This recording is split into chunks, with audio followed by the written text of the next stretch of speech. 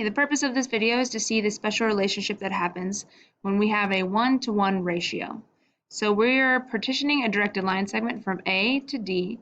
So that means that A is going to be my x1, y1, and D will be my x2, y2. If we are in a ratio of 1-to-1, that means both A and B will be 1. So I'm going to plot these two just to kind of show you what it looks like. So if we have a 2 to 5, that is my point A, and then for D is 8 to 14.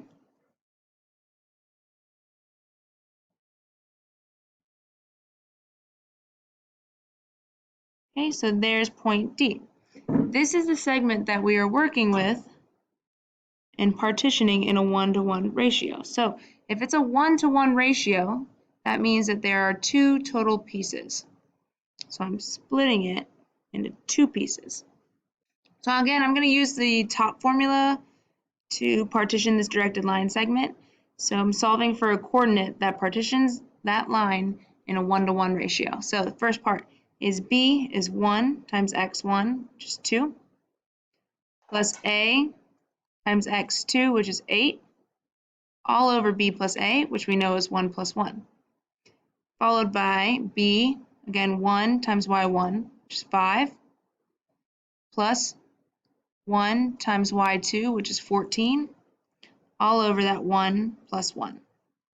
And then if we keep simplifying, you have 2 plus 8 over 2, 5 plus 14 over 2.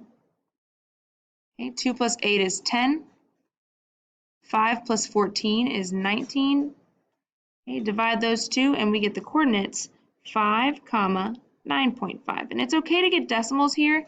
Usually we do see whole numbers, but it is okay to get a decimal because you are solving for an x, y coordinate. Now there's something special about this point. It is the middle of the segment, and we also know the middle of the segment to be called the midpoint.